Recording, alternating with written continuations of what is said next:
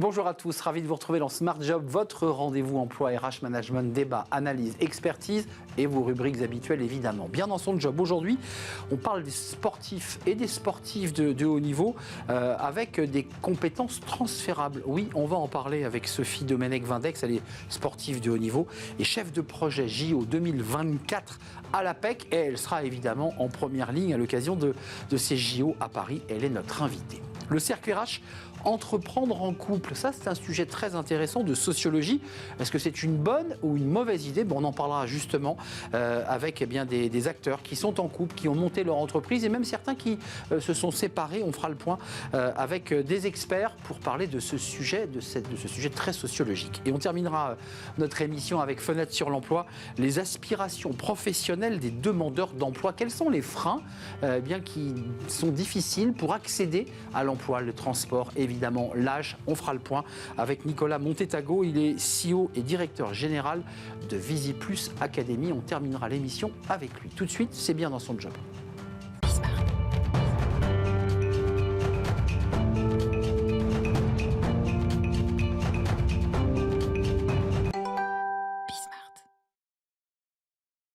Bien dans son job pour parler de sport, des sportives et des sportifs de haut niveau. Évidemment, on est à quelques encablures de ces JO de Paris. Ce sera le 26 juillet prochain. Et on en parle avec vous, Sophie Domenech-Vindex. Ravi de vous accueillir. Sportive de haut niveau et aujourd'hui chef de projet JO 2024 à l'APEC, qui est régulièrement venu sur notre plateau. D'abord, un petit mot sur la sportive que vous êtes toujours dans l'âme. Vous étiez quoi, une championne de 400 mètres, c'est ça ? Alors effectivement, donc je suis une ancienne sportive de haut niveau athlétisme sur 400 et 4 x 400 mètres. Donc à ce titre, j'ai eu 5 sélections en équipe de France et puis avec comme point culminant les Jeux Olympiques de Sydney en 2000. Voilà, donc je suis ravie. Marie-Jo Pérec, Sydney ? Exactement. La fameuse image de Marie-Jo Pérec ? Absolument, absolument. Effectivement, il y a eu toutes les histoires autour de la course mythique de Marie-Josée Pérec et de Cathy Freeman, incroyable. Australienne. Vous avez connu le sport de haut niveau, les émotions qui vont avec tout ce sport, les efforts que vous avez faits. Et vous avez basculé, et on va en parler avec vous, à l'APEC, parce que l'APEC considère que les sportifs de haut niveau ont des compétences. Est-ce que vous aviez conscience de ces compétences lorsque vous étiez une championne ? Je pense que lorsque j'étais dans ma carrière de sportive de haut niveau, en fait, on est très focalisé sur la performance, voilà, sur l'accomplissement de la performance et tout ce que ça entoure, c'est-à-dire la préparation, voilà, les stages d'entraînement, la technicité, etc., etc. Ce qui est intéressant ensuite, c'est de vous partager que mes meilleures performances, en fait, je les ai réalisées en relais et non pas en individuel. Pourquoi ? L'équipe. Exactement. Ouais. Et ça, je l'ai compris après, c'est-à-dire cette prise de conscience finalement de qu'est-ce qui se jouait dans cette expérience de la haute compétition, c'est venu plus tard. Et le relais, aujourd'hui, pour moi, c'est vraiment le fait de transmettre, de partager. Et quoi qu'il arrive, on doit transmettre le relais dans des bonnes conditions. Oui, ça c'est tout l'enjeu. D'ailleurs, le passage de relais est décisif. Absolument. Et la manière dont on va accéder à la vitesse à laquelle on accède pour prendre le relais. J'ai lu cette phrase qui est incroyable. Je ne sais pas si c'est tiré de vos souvenirs. Soit tu veux une médaille olympique, soit tu veux suivre des études supérieures, dit un entraîneur. Alors, ça vous choque, ça ? Alors, effectivement, je vais dire que dans les années 90, et comme moi, je faisais du haut niveau, on était très, très focalisé sur la performance. Depuis, on a beaucoup, beaucoup évolué et on a compris, en fait, qu'aujourd'hui, l'accompagnement ou le bien-être des athlètes, il se passait mieux quand on avait ce fameux double projet. En tant que chef de projet Jeux Olympiques et Paralympiques à l'APEC, à l'Association d'emploi pour les cadres et les jeunes diplômés, dont les sportifs de haut niveau, c'est vraiment notre ADN. C'est comment transformer en fait la performance sportive en compétence. C'est vraiment notre ADN. Et donc on sait qu'aujourd'hui, un athlète sera beaucoup plus serein si il peut en parallèle mener un projet d'études. Et d'ailleurs, tous les acteurs du monde du sport aujourd'hui œuvrent pour ça, c'est-à-dire ce fameux double projet. Et d'ailleurs, on parle du projet de performance qui s'inscrit en fait dans un projet de vie pour sécuriser le parcours des athlètes. Et pour avoir un tuilage assez souple pour passer le moment où la carrière s'arrête, qui est souvent un choc émotionnel, changement de vie. Absolument. À la vie pro. C'est quoi les compétences? Parce qu'on voit bien qu'il y a des compétences. Alors, vous avez parlé de performance, on voit bien qu'il y a un travail de pugnacité, d'effort. C'est quoi les autres compétences d'un sportif de haut niveau? Parce qu'on a eu une experte sur ce plateau qui a écrit un livre chez l'Harmattan qui disait, en fait, on parle beaucoup des sportifs de haut niveau, mais l'entreprise n'en veut pas vraiment. Et ils ont finalement plus de balles que ça à s'intégrer. Est-ce que c'est vrai? Alors, ce qu'on peut dire, c'est qu'il y a déjà une prise de conscience de la part des athlètes et des para-athlètes, bien évidemment aussi, sur ce qui se joue en fait dans leur discipline sportive. Quand on accompagne les athlètes, il y a besoin vraiment d'analyser en fait comment ils exercent leur sport, comment ils le pratiquent, à quelle position de jeu ils sont positionnés. Je parlais tout à l'heure du relais. Voilà, quand on a le témoin au départ d'une course ou lors de l'arrivée, c'est pas la même chose. Donc on met pas en œuvre les mêmes compétences. Donc il y a cette prise de conscience. Donc c'est un diagnostic du sportif dans son environnement sportif. Absolument. Et on pourrait même prendre l'athlète qui est au même poste. Deux athlètes vont pas avoir les mêmes qualités ou donc on les compétences. placera pas au même endroit. Absolument. Et donc ça c'est un premier point en fait, l'accompagnement qu'on a avec les athlètes, il joue vraiment là-dessus. C'est-à-dire que quelqu'un qui fait du ski alpin, il va avoir d'autres compétences à mettre en œuvre, la précision, la prise de décision et puis la rapidité. Donc la prise de risque aussi d'ailleurs. Exactement, le rapport à la prise de risque et qui ne vont pas être les mêmes que, par exemple, quelqu'un qui fait du tir à la carabine. Ou comme moi, qui a fait de l'athlétisme. Sophie, un dernier mot, parce que c'est important de le préciser. Vous représentez l'APEC, vous êtes chef de projet. Oui. Vous serez au village olympique là, dans quelques jours. Exactement. Pour accueillir quoi, les sportifs et les entreprises? Alors, vous dire que hier, la sélection en fait, de la délégation olympique a eu lieu. Et donc, on a plus de 600 athlètes qui ont donc été sélectionnés dans l'équipe de France. Et on va avoir aussi environ 300 athlètes pour l'équipe paralympique. Et donc, ils seront au village olympique. Et donc, je serai ravie de pouvoir les accueillir, les accompagner et anticiper justement tout ce qui va se passer après, post-jeu, justement. On était ravis de vous accueillir sur ce plateau. Vous reviendrez sur le plateau peut-être pour nous débriefer ces JO, ces JOP, Jeux Olympiques et Paralympiques qui vont avoir lieu à Paris et vous allez partager évidemment 1000 choses, une grande aventure que vous allez vivre pour l'APEC. Merci Sophie Temenech-Vindex d'être venue nous rendre visite, sportive de haut niveau et cadre de haut niveau à l'APEC, vous l'aurez compris. On tourne une page, c'est le cercle RH. Est-ce que c'est une bonne ou une mauvaise idée d'entreprendre, de créer sa boîte en couple, oui, avec sa femme, avec son mari? Oui et non, on en parle, on en débat avec mes invités, ils sont là, je les accueille.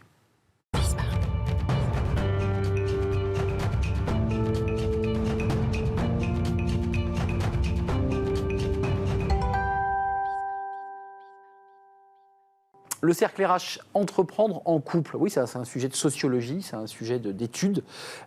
Mari et femme, égalité femme-homme. Parce que là, évidemment, il n'y a plus de hiérarchie. On est associés dans la même entreprise. Alors, que se passe-t-il quand on se sépare? Est-ce que l'entreprise meurt? Ou est-ce qu'au contraire, l'entreprise continue à vivre? Ça, c'est un vrai sujet. Et on en parle avec des experts et puis des acteurs de ces situations diverses et variées. Victoire Duhamel, ravie de vous accueillir, présidente de Thank You Lab. C'est quoi Thank You Lab? Alors, Thank You Lab, c'est une je l'ai mal dit. C'est pas grave. Ouais, paf. C'est en anglais, c'est pas grave, on ne vous en veut pas. C'est une entreprise de cosmétiques qui est spécialisée dans les problématiques de peau. Donc, en fait, on fait de la recherche avec un laboratoire et on traite des problématiques spécifiques. Donc, pour pouvoir mettre des produits cosmétiques sur des peaux particulières. Exactement. Atypiques. Je précise, vous m'avez bien repris, vous êtes séparés, pas divorcés, de votre compagnon, mais vous avez continué à développer l'entreprise ensemble. Et on continue encore. Oh, quelle aventure. Avec nous, Romain Briffaut. Bonjour Romain. Bonjour. Cofondateur de Café Guzzo. Alors, café sélectionné, c'est bien ça, de qualité, c'est ça. Torréfié. Des cafés de qualité, traçables, éthiques et durables, torréfiés de manière artisanale et proposés à la vente sous différents formats, donc avec des points de vente physiques, un kiosque à Rungis, les marchés le week-end, des prestations en événementiel, le site internet et puis un pôle formation qui est en développement également. Et on reparlera de votre compagne parce que vous avez fait plein de métiers, vous avez créé cette entreprise, elle est à vos côtés et vous ne vous êtes pas séparés. L'entreprise fonctionne avec votre compagne et avec nous Antoine de Gabrielli, expert de l'égalité dans le monde du travail et auteur de S'émanciper à deux, qui colle très bien aux éditions du Rocher. C'est mieux de monter sa boîte à deux avec sa femme ou pas? C'est un choix.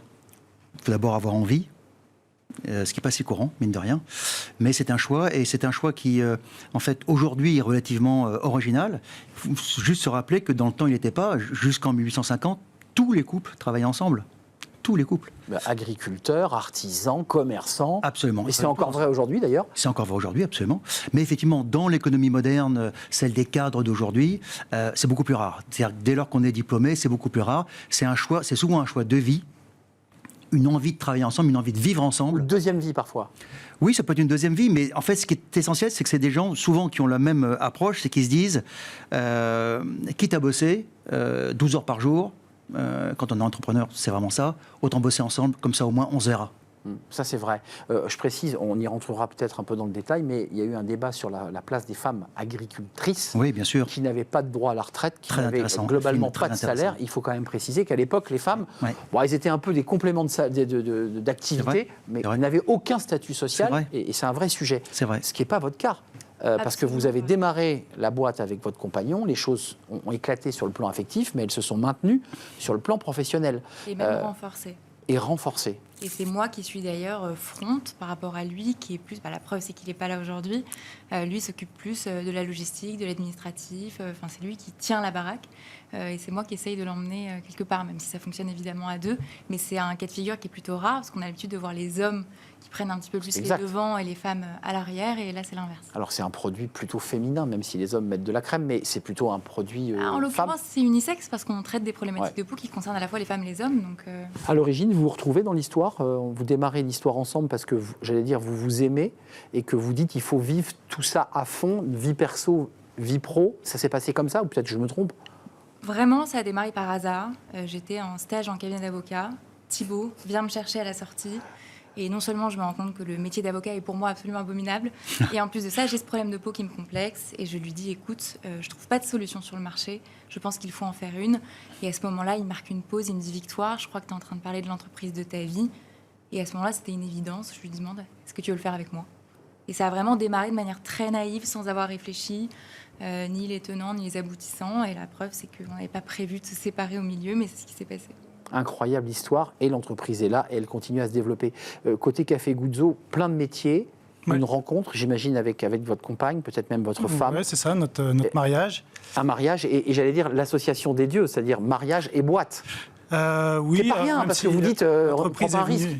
L'entreprise est venue un petit peu plus tard, mais effectivement, on s'est rejoint en fait sur nos valeurs et sur notre ambition de faire quelque chose ensemble pour être utile à la société, pour apporter quelque chose.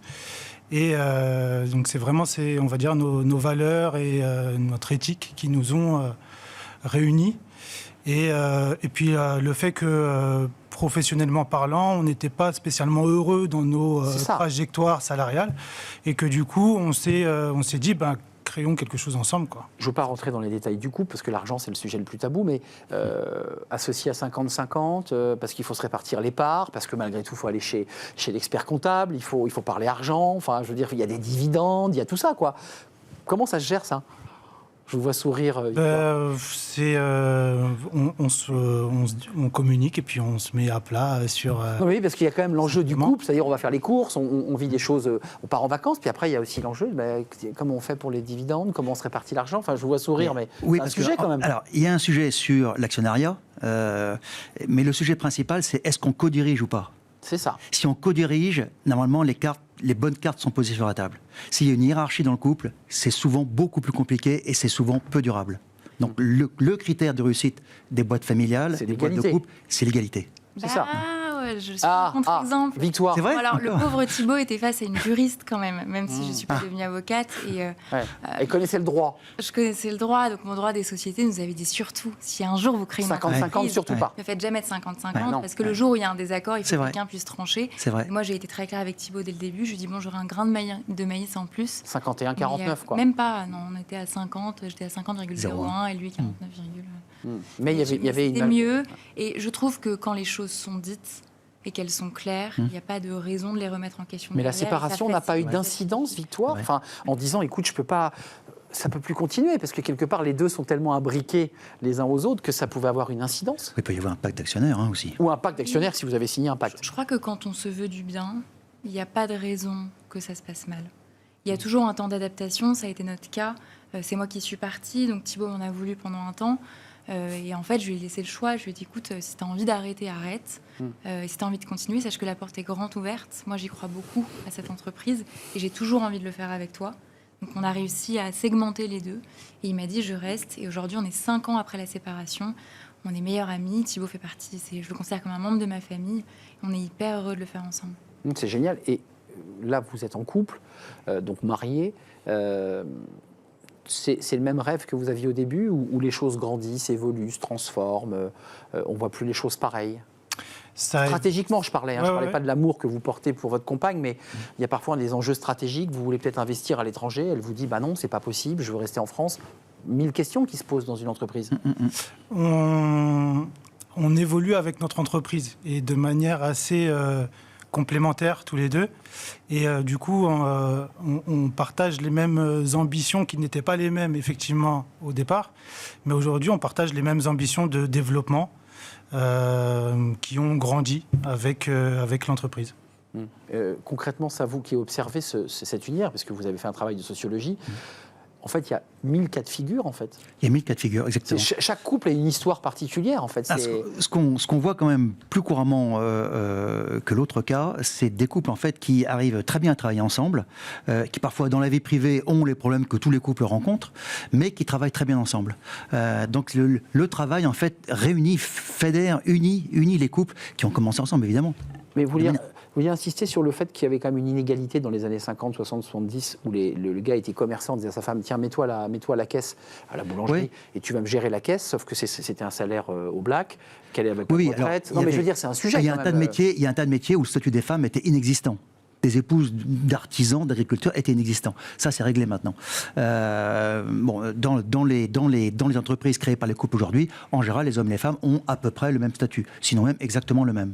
On dit souvent que quand un homme réussit, il y a une femme qui se cache derrière, et réciproquement, quand une femme réussit, il y a un homme qui se cache derrière. Ouais. Il y a ce rapport-là aussi, c'est-à-dire, on voit bien Victoire est en front, on voit que Thibaut, lui, travaille plus sur les enjeux de développement et moins dans la lumière. C'est vous qui êtes aujourd'hui sur le plateau. Comment vous vous êtes répartis, je dirais, le travail? La partie com, créa, c'est votre épouse, et vous, c'est la partie plus technique, plus café. Comment vous avez fait? Alors oui, effectivement, je suis peut-être plus artisan, on va dire, avec la torréfaction, la préparation de café, le etc. produit. Plus sur le terrain, plus proche du produit et des clients aussi. Nora est plus sur la construction de l'entreprise. Et par rapport à ce que vous disiez, effectivement, moi, là-bas, je ne me considère pas comme entrepreneur. Enfin, je n'ai pas un profil entrepreneur, je pense. C'est vraiment Nora qui porte ça et qui m'a convaincu que j'étais capable d'aller vers l'entrepreneuriat et de chercher cet épanouissement-là. Parce que je n'ai jamais été aussi épanoui qu'en étant entrepreneur que par rapport à mon activité salariale. Et donc la réussite professionnelle vient aussi nourrir le couple? Oui, dans notre cas, oui. Oui, clairement, c'est un plaisir. Moi, j'ai beaucoup de plaisir à travailler avec mon épouse. Antoine, qu'est-ce que vous avez entendu, j'imagine, des dizaines d'entrepreneurs qui vivent en couple. Là, on voit les côtés positifs, l'un nourrissant l'autre. On voit même que lorsqu'un couple se sépare, l'entreprise peut continuer à vivre. C'est comme un bébé qui continue à...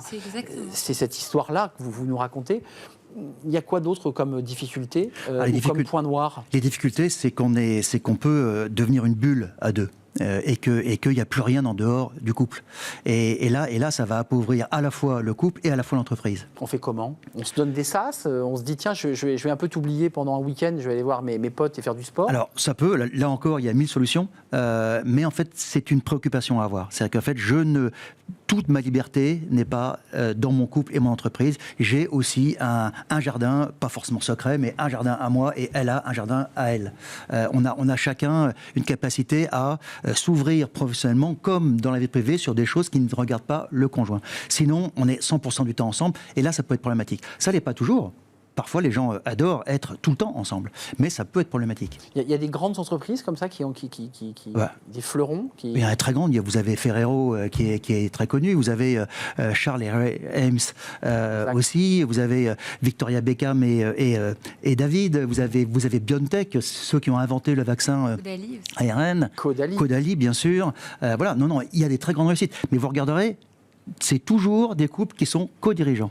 Toujours. Je vous vois réagir parce que Caudalie, chacun dans le secteur d'activité cherche à voir s'il y a un modèle qui a réussi. Caudalie est un modèle de réussite incroyable. Un super modèle de réussite. Et ils ont fonctionné. Vous êtes intéressé à la manière dont fonctionnait Caudalie ? Surtout, c'est leur début en fait qui est hyper intéressant, c'est qu'ils ont commencé comme Thibaut et moi en demandant un petit peu d'argent à papa, maman. Ils ont fait une première production de 5000 unités, comme ce qu'on a fait nous. Et en fait, les démarrages de Caudalie sont assez similaires au démarrage de Thank You Lab, donc on s'espère exactement le même succès, le même destin. C'est génial. Les Caudalie se sont séparés ou sont toujours ensemble ? Toujours ensemble. Ah, écoutez, ça vous oblige à réfléchir un petit peu au sujet, votre motoriste. Mais honnêtement, continuer Thank You Lab, et ça a été verbalisé avec Thibaut, a été une manière pour nous de ne jamais se séparer. Donc là, on est un peu dans de la psychanalyse, c'est-à-dire que c'est une séparation de couple, mais vous êtes toujours ensemble. Mais absolument. Et on se le dit régulièrement, on est finalement dans une relation de couple qui est devenue totalement platonique. C'est-à-dire qu'il ne se passe rien sur le plan physique et romantique, mais en revanche, on s'aime. Et on s'aime énormément et on se soutient. Et vous vous battez ensemble. Et on se bat ensemble. Et si cette entreprise un jour ne fonctionne plus, on trouvera un moyen d'en créer une autre, j'en suis sûre. Parce que le fond derrière, qui est vraiment intéressant, c'est qu'on n'a pas envie de se séparer. C'est qu'on a toujours envie d'avoir quelque chose qui nous relie pour passer 8 heures, 9 heures ou 12 heures parfois par jour ensemble dans un bureau. Je m'autorise quand même, parce que ces cas de divorce ou de séparation a une incidence, c'est que quand vous aurez un enfant, un vrai bébé, je ne sais pas, et que vous allez avoir un amoureux, ça va peut-être commencer... J'en ai un. Vous en avez un, d'accord. Et moi, j'ai retrouvé quelqu'un, et Thibaut a régulièrement eu des copines depuis notre séparation. Je ne savais pas qu'on irait jusqu'à ce niveau d'intimité, mais puisqu'on parle du couple... Ça ne me dérange pas, parce que du coup et pas d'enfant encore. Pas d'enfant. Donc ça sera aussi un autre enjeu pour vous de devenir maman tout en restant associé avec Thibaut. Comme pour lui. Comme pour lui d'ailleurs, parce qu'il va falloir qu'il laisse un peu de place à cet enfant quand même. Thibaut deviendra oncle. Il deviendra le parrain. Dans une certaine mesure, il sera parrain. Votre vision à 10 ans là, pour Guzzo, parce que vous avez envie de cartonner, comme j'entends chez Victoire, l'envie d'être le modèle Caudalie de 2024. C'est quoi vos ambitions quand vous êtes tous les deux sur le canapé en train de vous reposer avec votre épouse ? C'est d'ouvrir autant de possible de petits points de vente, tel qu'on le fait déjà actuellement, d'en ouvrir encore beaucoup en région parisienne ou pourquoi pas au niveau national ou international, et de développer notre axe de formation pour pouvoir apporter, proposer en tout cas la formation barista aux personnes éloignées de l'emploi dans les quartiers populaires. Génial. Donc, ça, c'est votre enjeu. C'est notre enjeu, c'est notre... Comment s'appelle votre épouse ? Nora. Nora, c'est ça. Merci à vous, merci d'être venu nous rendre visite et puis d'avoir parlé avec autant de liberté d'un sujet qui touche à la fois l'entreprise et l'intimité, puisqu'on parlait du couple. Merci à vous, Victoire. Je vous souhaite longue vie avec Thibaut, mais surtout avec Thank You Lab, qui sera peut-être le modèle Caudalie, et je vous le souhaite. Merci de nous avoir parlé aussi, franchement. Merci à Romain Briffaut, Café Guzzo, avec ce couple qui porte la boîte. Et merci évidemment à Antoine de Gabrielli, expert de l'égalité dans le monde du travail, avec ce livre S'émanciper à 2, édition du Rocher. Tout de suite. S'émanciper à 2, le couple, le travail et l'égalité. Le couple, le travail et l'égalité. Liberté, égalité, fraternité. Presque Tout ça. de suite, c'est Fenêtre sur l'emploi et j'accueille mon invité.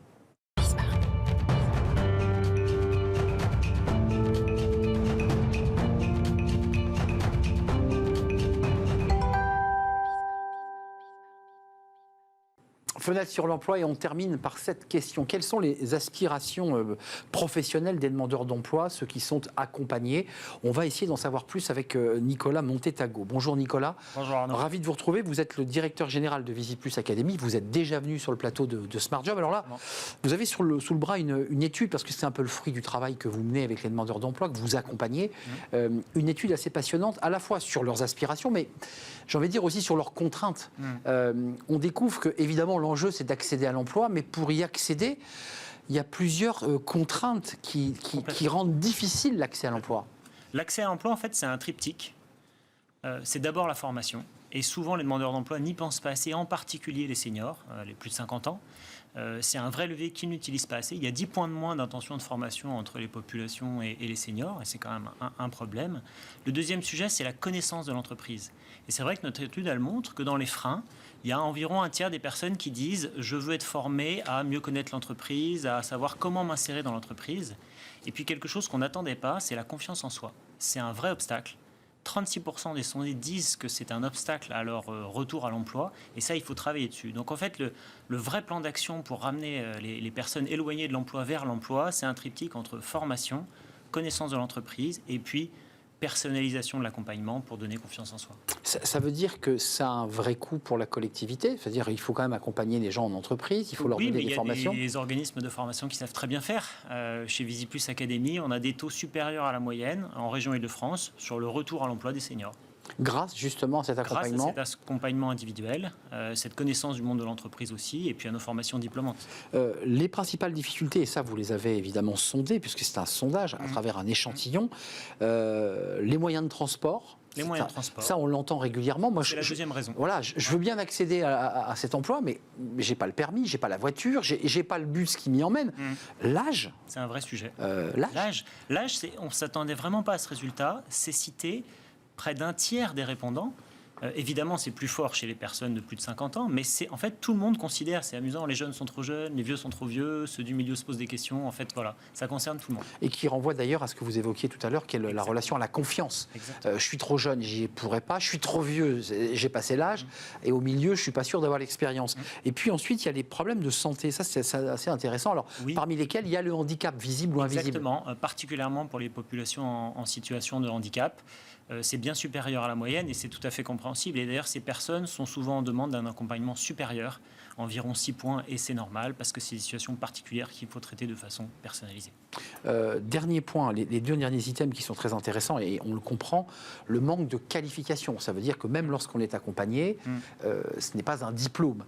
C'est un frein. Aujourd'hui, on voyait qu'il y avait évidemment plus de difficultés quand on n'avait pas le bac que lorsqu'on l'avait. Et ensuite, c'était bac plus 3, bac plus 5.